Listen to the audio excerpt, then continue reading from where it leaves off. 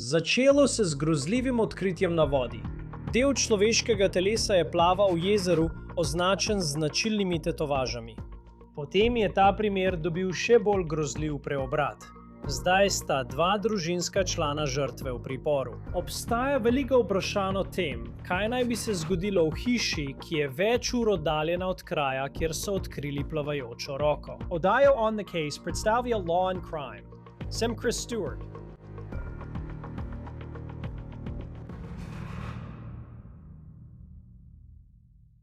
Predstavljajte si to, poletje je, kaj ne? Vsi poskušajo uživati zunaj. In če imate čoln, je to odličen čas za preživljanje na vodi v številnih delih države. Predstavljajte si, da ste na vodi s svojo družino in poskušate preživeti brezskrben dan, ko opazite nekaj, kar plava v bližini. V tej situaciji oče poda hčerki veslo in reče: Hej, ko se približamo, se zdi, da je v daljavi mrtva riba. Lahko samo odrineš stran od našega čolna. Ko držiš to veslo, se približuješ. In ugotoviš, da to, kar plava tik pred tabo, ni mrtva riba. In resnica je veliko bolj strašljiva kot to.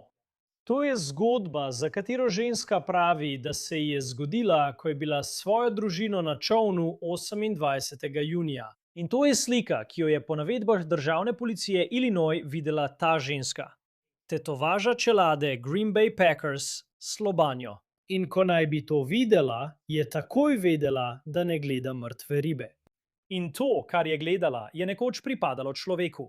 Pravkar smo izvedeli nekaj šokantnih novih informacij v tej zgodbi o tem, kaj naj bi se zgodilo žrtvi, pa tudi kaj. Dve osebi se zdaj soočata z obtožbami v povezavi s tem primerom, kar sta povedali preiskovalcem, pa naj bi bilo naravnost pretresljivo. K temu se bomo vrnili v trenutku. Preden to storimo, poglejmo, kje se je ta primer začel. Tukaj so 28. junija prišli do te najdbe v jezeru Mattoon.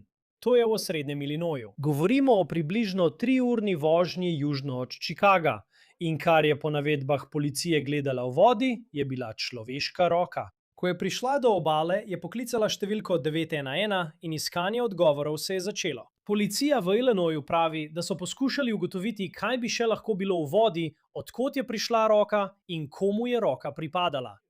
Policiji je vzelo nekaj dni, da so to ugotovili. Zato so javnosti pokazali sliko tetovaž v upanju, ker so precej edinstvene, da bi kdo vedel, komu pripadajo. In nekaj dni kasneje so žrtev identificirali kot 38-letnega moškega po imenu Dale Wayne Turner. In živel je več ur stran od tega jezera v Plainfieldu v Illinoisu. Tukaj je slika Dalea Wayna, ki smo jo našli na spletu, na njegovem profilu na Facebooku, skupaj z ženo Robin. Kar vemo o Turnerju je, da ni bil le poročen z Robin, ampak je bil tudi velik oboževalec Chicago Bears.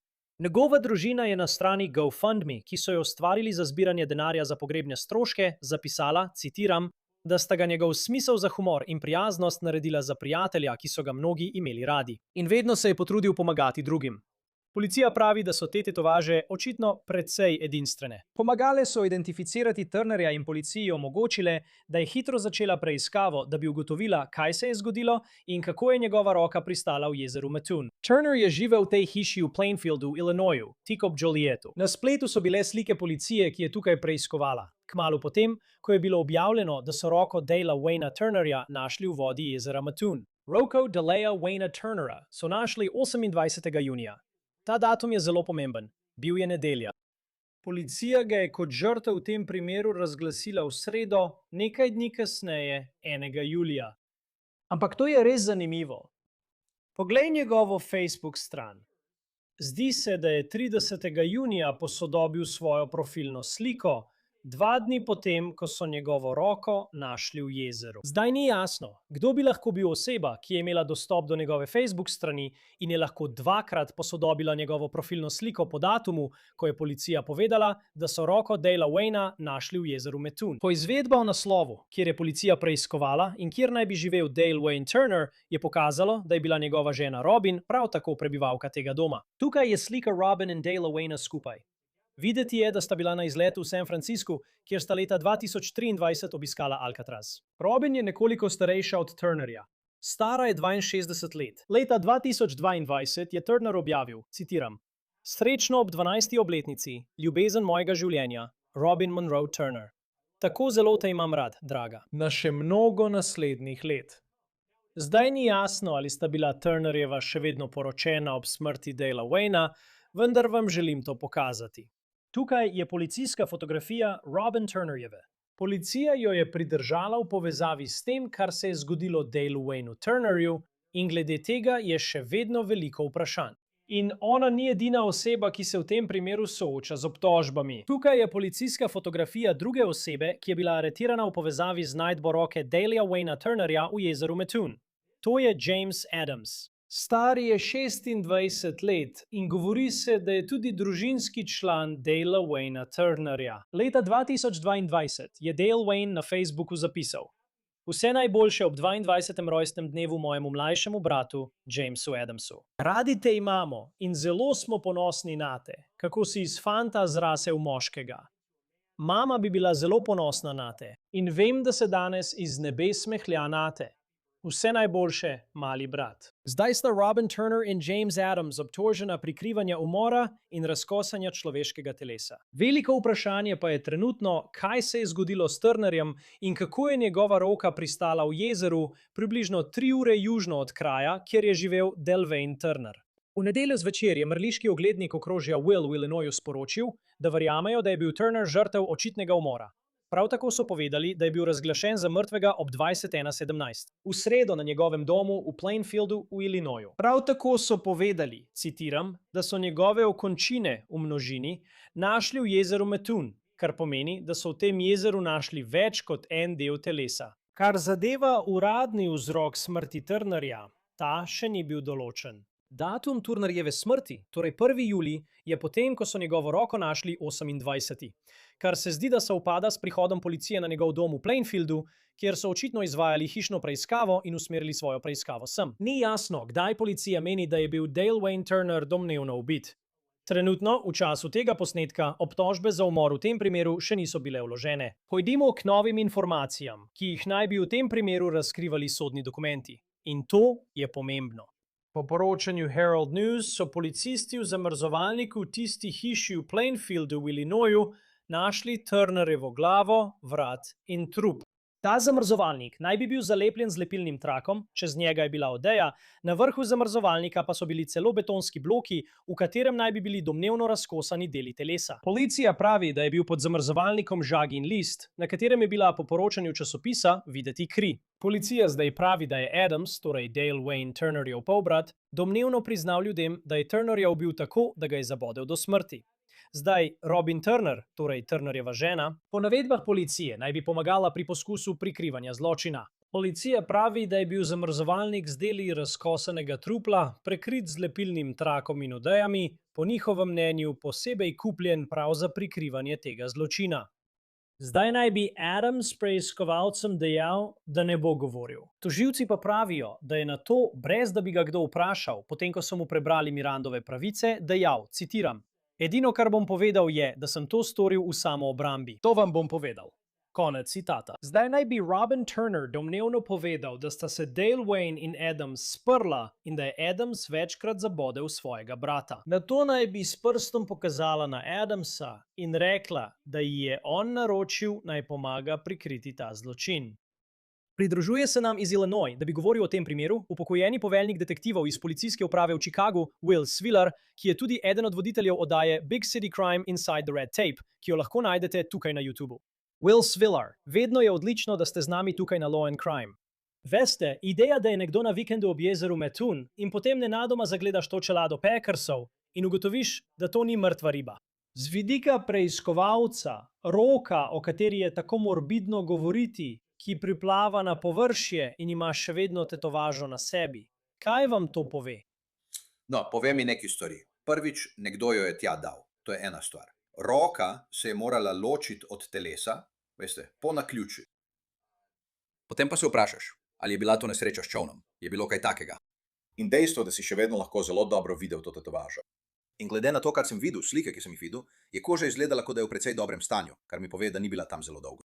Ja, in mislim tudi, kot je rekel mrliški oglednik, da so našli več vdov. In vem, da so bili ob jezeru, državna policija, mislim, da je bil to šerifov urad okrožja Cumberland, ki je nekaj časa preiskoval to jezero.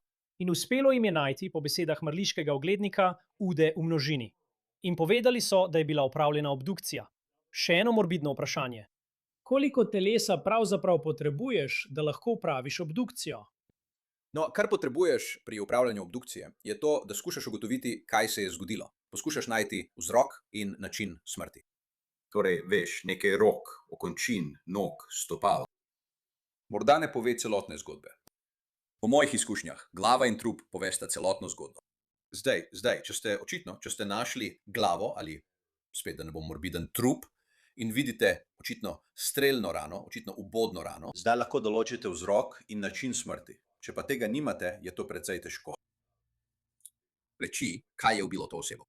Ja, in na koncu sledijo sledi, ker, veste, do neke mere, mislim, dejstvo, da je imel to, je navijač Bearsov.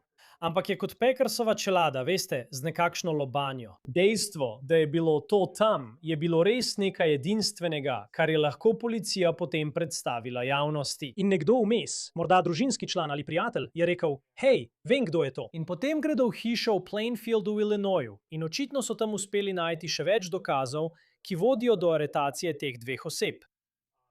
Ampak preden pridemo do tega dela preiskave, verjetno v filmih vidiš, kako ljudje odvržejo trupla v vodo ali dele teles.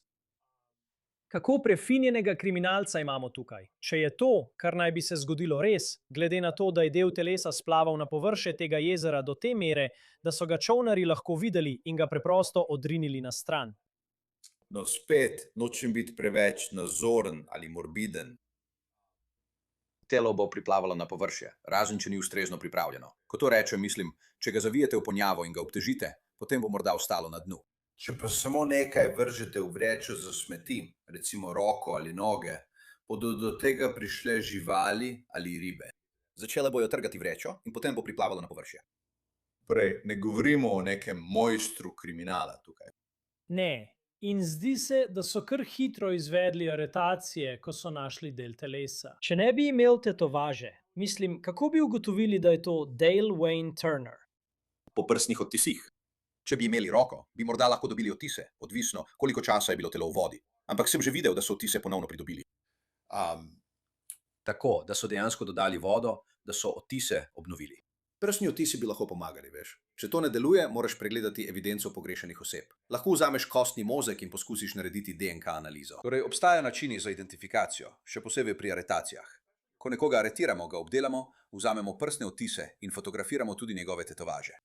In to postane del iskalne baze, s katero lahko nekoga identificiraš. Lahko iščeš po tetovažah, naprimer lobanja Green Bay Packers. Če je bil aretiran in je bila tetovaža fotografirana, se bo prikazala. In drugi del je tudi ta. Če pogledamo ti dve osebi, ki sta bili do zdaj obtoženi, in medtem ko to snemamo, sta oba, Robin Turner, za katero verjamemo, da je bila ali pa je bila še vedno v času njegove smrti, žena Dalea Wayna Turnerja. In potem nekdo, ki naj bi bil njegov brat, James, je bil prav tako obtožen, vendar trenutno nista obtožena umora, v času, ko to snemamo. Danes imajo obravnavo na sodišču v okrožju Will v Illinoisu. Obtoženi so prikrivanja trupla, to je tisto, s čimer se trenutno soočajo, ne pa z obtožbo za uboj. Kaj bi pravzaprav potrebovali, da bi v tem primeru lahko vložili obtožbo za uboj? Zanimiva stvar pri obtožbi, ki sem jo prebral, je bila prikrivanje uboja. Da, točno to je bilo. Torej, prikrivanje uboja nakazuje, da je šlo za umor. Tega ne bi smel reči. Nakazuje, da je šlo za uboj. Zdaj, uboj in umor sta različni stvari. Uboj pomeni samo, veste, smrt enega, ki jo povzroči drugi. Smrt enega, ki jo povzroči roka drugega. Umor je običajno obtožba. Ampak lahko samo ugibam, da ko so vstopili v tisto hišo, je bilo dokazov na pretek. Ker so bili, veste, hitro so rekli, vemo, kdo je, ne potrebujemo več namigov. Verjeti moram, da so bili neki dokazi, ki so nakazovali, da je temu človeku življenje vzel nekdo drug. Mislim, da so zato vložili to obtožbo. Ampak obtožbe za umor ne boš dobil, dokler ne dobiš vzroka in načina smrti od mrliškega oglednika. Zelo redko je, se mi zdi, da imamo tako grozljive primere. Ne pravim, da se ne dogajajo, ampak da je naključno in da oseba ni poznala tega posameznika. V tem primeru imaš osebo, za katero se zdi, da je žrtvina žena, in osebo, za katero se zdi, da je žrtvin brat. Predvidevam, da ko se začne preiskava in ugotoviš, kdo je ta oseba, Kako se lotiš pogovora z nekom, kot je Robin Turner, če veš, da sta bila morda še vedno v razmerju v tistem času? Zdi se, da takrat nista objavljala slik na družbenih omrežjih, če to kaj pomeni. Kako se lotiš tega dela preiskave in se, kot kaže, osredotočiš na njo, namesto da bi morda iskal drugje? Veš, vse se zvede na osnovne tehnike zasliševanja. Ko najdeš nekoga, zdaj veš, kdo je ta oseba. In spet, ne vem, kako so identificirali to osebo. Vem, da je bilo preko tetovaže, ampak ne vem, a je poklical kak drug družinski član in rekel, to je moj brat ali karkoli, ali pa kak drug sorodnik. Ampak šel boš tja in obvestil najbližje sorodnike. In ko boš šel obvestiti najbližje sorodnike, si boš na podlagi tega ustvaril vtis. In ta razgovor bo potekal drugače. Veš, če začneš nekoga sumiti, potem se bodo tvoje tehnike zasliševanja spremenile. In seveda moraš, veš, če boš pristopil bolj konfrontacijsko, jih moraš poučiti o njihovih pravicah. Ampak gre samo za osnovno potrkanje na vrata in vprašanje, hej, poslušajte, veste, kje je vaš mož? In potem si začneš na podlagi tega ustvarjati vtis. In potem gre naprej od tam. In prepričan sem, da so na to opravili hišno preiskavo. In spet, kot sem mislil, verjamem, da je bilo dovolj dokazov, ki podpirajo prikrivanje umora in tudi razkosanje trupla, za kar mislim, da so bili tudi obtoženi. In na temo izjemno morbidnega primera se zdi, da so prav v tej hiši v Plainfieldu našli veliko teh dokazov. Kako težko je, veste, v primeru, ko je nekdo razkosan, to dejansko prikriti. Kaj pravzaprav iščete, ko vstopite v hišo, kar vam pove, da se je prav tu morda zgodil ta zločin? No, povsem očitno iščete kri. In ne glede na to, kako poskušate počistiti kri. In veste, po mojih omejenih izkušnjah, v primerih razkosanja, običajno to poskušajo narediti v kadi. Ampak kri pride vse povsod. Poleg tega pa potrebujete tudi orodja. In zelo težko je očistiti to orodje. Torej, ko greste tja noter, iščete kri, seveda. In to lahko pomeni, da preverjate sifone, da vidite, ali je v njih kri pod podnožjem. Tudi če pomijete, lahko kri poškropi pod podnožje. In lahko najdete kri pod podnožjem, ko ljudje poskušajo počistiti. Brisače, kot sem rekel, orodje. Na orodju so lahko tudi ostanki tkiva. Torej, opravite popoln, temeljit pregled hiše, si vzamete čas in zberete vse, kar bi lahko nakazovalo, da je bilo uporabljeno za, veste, razkosanje te osebe. Ja, in šokantno je, ko vidiš slike, ki jih je Dale Wayne Turner imel z Robin Turner. In celo, ko je mlajšemu bratu zaželel vse najboljše za rojstni dan. Samo, kaj se je zgodilo v zadnjih nekaj letih, da naj bi prišlo do te točke? Ponovno, še niso bili obtoženi umora. Ampak pomislim tudi na to jezero, kjer so bili, precej priljubljena poletna točka v srednjem Illinoisu, kamor ljudje hodijo na izlete. To odpira možnost, da so tam morda kamere, veste, ki bi lahko bile na tem območju v tistem času. Mislim, da to preiskujete. Zdaj pa, ta hiša se zdi, da je v lepem predmestnem naselju. Veste, kako sploh sledite povezavi med to hišo, kjer je bilo najdenih veliko dokazov, in krajem, kjer sta bila domnevno aretirana, ter potem vse do jezera Mattoon, kjer so bili najdeni ti deli telesa? Veliko tehnik. Lahko uporabite njihove mobilne telefone. Poskusite lahko slediti njihovemu gibanju preko mobilnega telefona. O tem smo govorili v oddaji pred nekaj dnevi, o tem geografsko omejenem sledenju, kjer lahko uporabite Google, da poskusite slediti njihovim lokacijam. Ampak veste, Vrhovno sodišče je reklo, da boste morali biti pri tem nekoliko bolj previdni, nekoliko bolj natančni. Ampak to orodje še vedno imate. Kamere, kot ste rekli, kamere so povsod, to vemo. Če je tam pomol za čolne, je na pomolu kamera, vam zagotavljam. Torej, take stvari. In spet, ne veste, kaj so ti ljudje povedali. Morda so tudi oni dali izjave, ki so obremenjevale drug drugega. Ali, veste, enega ali drugega ali oba. Torej, delate z vsemi temi stvarmi, vendar je sledenje njihovim gibom. Telefoni in kamere sta dve najpomembnejši orodji, ki jih uporabljamo za sledenje njihovemu gibanju. Kako pogosto se zgodi, da nekdo, ki je obtožen nečesa, kot je skrivanje trupla in razkosanje, na koncu ni obtožen umora? Kakšen je postopek pri tem? Moramo počakati na mrliškega oglednika. In spet, morate imeti vzrok in način smrti. Ali pa morate biti sposobni dokazati, če ne morete najti vzroka in načina smrti, da je lahko šlo samo za umor. Veste, ampak mi ne vemo, ne veste, lahko rečejo, da bo odgovor dala forenzična toksikologija. Torej je morda šlo za predoziranje in so zagnali paniko, ter se odločili, da se morajo znebiti trupla, ker je šlo za prevelik odmerek. To sem videl že več kot enkrat. Ampak potrebujete vzrok in način smrti od mrliškega oglednika. Ali pa res dober, mislim, odličen primer na podlagi posrednih dokazov, da dobite obtožbo za umor brez vzroka in načina smrti. To bo skoraj nemogoče. Ampak tudi pri prikrivanju, kakšna zaporna kazen je to, če? To so vse obtožbe, s katerimi se soočajo, in vem, da so že na sodišču, nekako. Medtem ko zdaj snemamo in čakamo, da pridejo informacije iz tega. Ampak kako resna je zaporna kazen, ki jim grozi trenutno, če so to edine obtožbe, s katerimi se soočajo? No, ni razred X. Veste, prikrivanje umora je kaznivo dejanje, ampak je, veste, kaznivo dejanje. Verjetno je mogoča pogojna kazen. Tudi v primeru, če gre za razkosanje. Kako to prikrijete, je vaša stvar. Mislim, da bi imeli obtožbo za razkosanje, ker je to dodatna obtožba in je nekoliko hujše kaznivo dejanje. Ampak res želite obtožbo za umor razreda X. Torej, na tem boste morali res delati. Ni veliko časa. In glede na njihovo ozadje, veste, bi lahko bilo celo pogojno. Wow. In potem pomislim tudi na to, da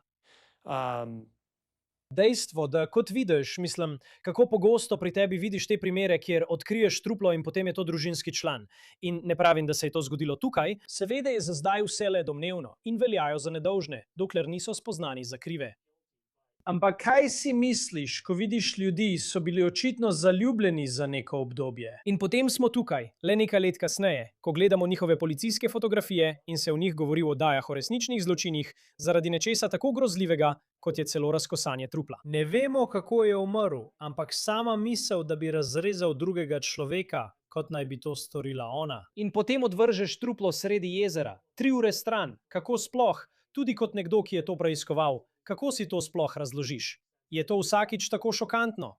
Ne gre samo za razkosanje trupla. Gre za to, da razkosaš svojega moža ali brata. Veš, to je. Težko si je to predstavljati kot navaden človek, kot smo mi. Mi smo navadni ljudje, kaj ne? Težko si je to predstavljati, ne glede na to, kaj se zgodi. In še enkrat, ena stvar, ki je ne morem dovolj poudariti. Nimamo pojma, kaj se dogaja v hiši nekoga drugega.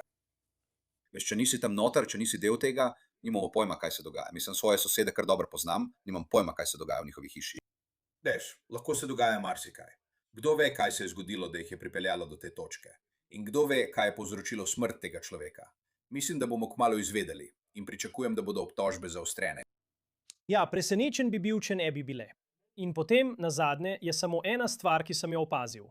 Mislim, da o tem lokalni mediji ne bodo govorili. Ampak vidiš, profilna slika na Facebooku Dala Wayna Turnerja se je spremenila 2 dni potem, ko so v tem jezeru našli njegovo roko. Kot preiskovalec, ali ti to kaj pomeni? Mislim, lahko bi domnevali, da ni bil več živ, veš, da v tistem trenutku ni bil več živ. Kaj si misliš o tem? Če si nekdo, ki dela na tem primeru, Torej, spet bo to šibet poskus tistih, ki so odgovorni, da bodo rekli, ne, počakajte malo, on je samo pogrešan. Poglejte, on se je oglasil, očitno je nekje in posodablja svojo Facebook stran. Veste, odkritje končin verjetno ni nekaj, kar so pričakovali, da se bo zgodilo, ampak je to le nekdo, ki poskuša prikriti svoje sledi ali pa poskuša policijo usmeriti na napačno pot. in pomisliš tudi, mislim, karkoli narediš na Facebooku, vsi točno vedo, kje si. Mislim, količina podatkov, ki jih imajo, ja, in kako te spremljajo, kar je že povsem druga tema. Ampak veste, ideja, da morda organi pregona ne bi vedeli, kje je on posodobil ali odkot je bil profil posodobljen, kdo bi imel dostop do njega, poleg njega. Zanimivo bo videti, ali bo to vplivalo na to. Preprosto žalosten primer. Mislim, vsi so žalostni primeri, ampak veste, pomislite na tega. Bomo ugotovili, veste, izvedeli več o tem, kaj policija meni, da se je tukaj zgodilo. Veste, zagotovo je žalostno, ko pogledate slike srečnega para. In potem, da ta moški izgubi življenje na tak način, je res neverjetno tragično. Will Svillar, upokojeni poveljnik detektivov pri policiji v Chicagu, eden naših pogostih gostov tukaj v oddaji On the Case. In vem, da imate svojo oddajo, ki jo lahko ljudje najdejo tukaj na YouTubu. Kaj morajo ljudje vedeti o njej? Big City Crime, Inside the Red Tape.